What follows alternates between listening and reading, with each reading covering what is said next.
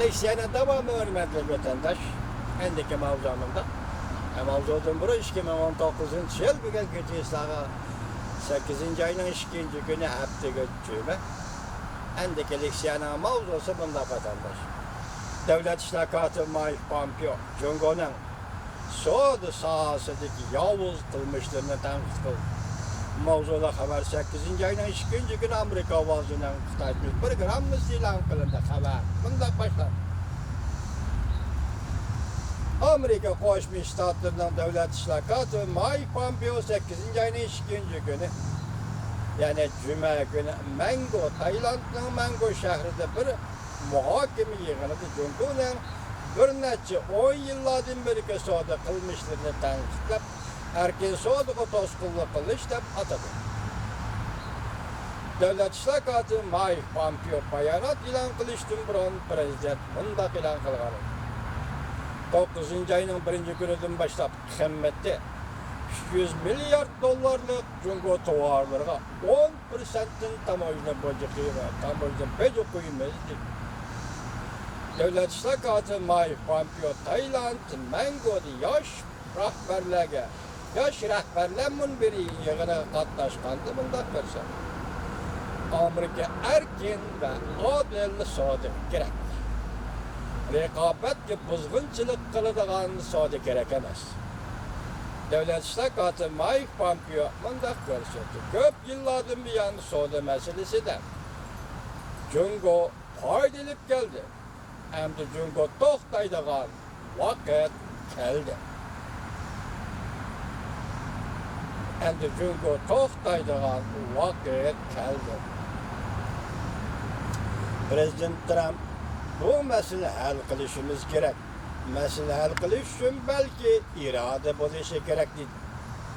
Amerika Cungo soğudu uğraşı yarışarı iktisadığı tesir görsetti mi yok deyip sual koyulğanda Devlet İşlakatı Mike Pompeo bundak dedi.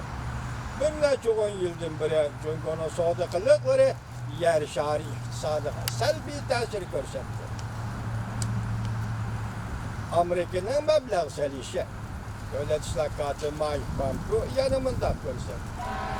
Amerika'nın meblağ selişi her kaysi ceyla ve her kaysi devletlerine meblağ selişi kaysi bir hükümet ve kaysi bir siyasi partiye düşünemez.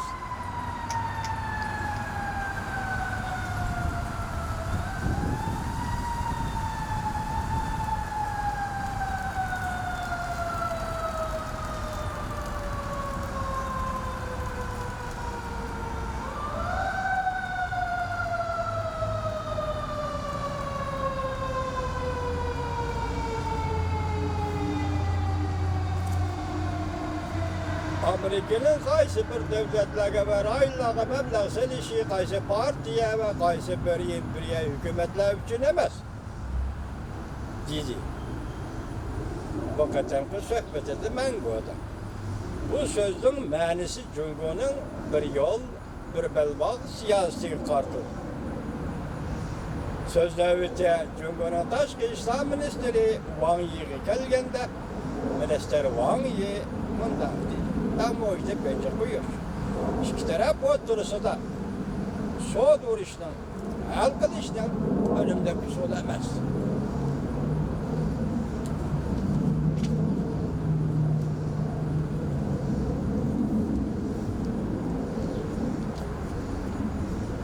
Endilikti yana bir mavzu vatandaş ötküzüp bir işe karıştırış iştaşlaştırma işi peyti yitip geldi.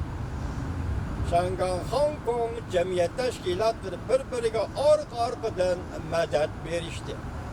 Mavzula haber 8. ayının 2. günü Van ve Torbiyeti ilan kılındı haber. Bundan başlar.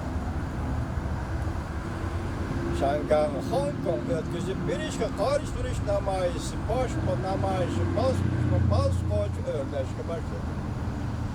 Köplegen teşkilatla kiler hep ötküzülüdüğün iştaşlar işin namayışığa avaz koşuldu.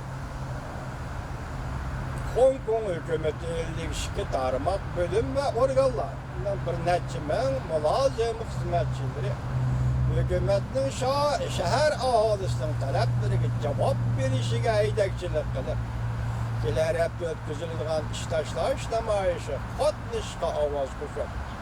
Şangağını ötküzüp bir işe qarıştırış namayışı yana bir dolqonga ko'tarildi. Şangağ Nanhua gazeti 7. ayının 31.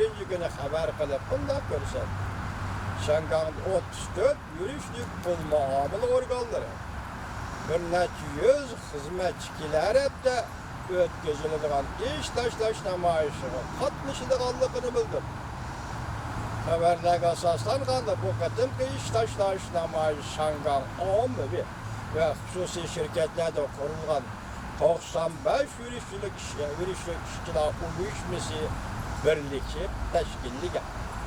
Bu qadim madad berish ish tashlash namoyishiga pul muomala organlari ishchi xizmatchilari, Şangağ banki sohasi muhim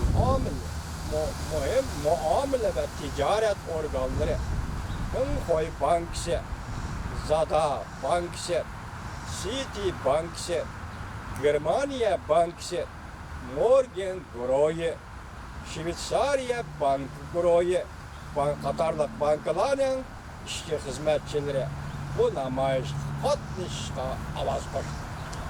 Xabarda bunday ko'rsatdi. Bununla qatnışıdığan Jungo Davlat Bankası'nın yani Jongshin Bankası'nın 5 nefar hizmetçisi uçur tarqitib bunday dedi. Qo'lidan hech ish kelmaydigan hukumat xalqning irodasiga xiloflik qiladigan yoki sal qaraydigan hukumatdir. Barliq Şangağlıqlar 8. ayının 5. günü ish tashlash namoyishga qatnashdi. Bu yerda Jungo Bankası'nın ishchi xizmatchilari Şangağda müşirçilik cüret gelgen bolsa Allah bu haqda mo'yg'otdimi nima vatandosh?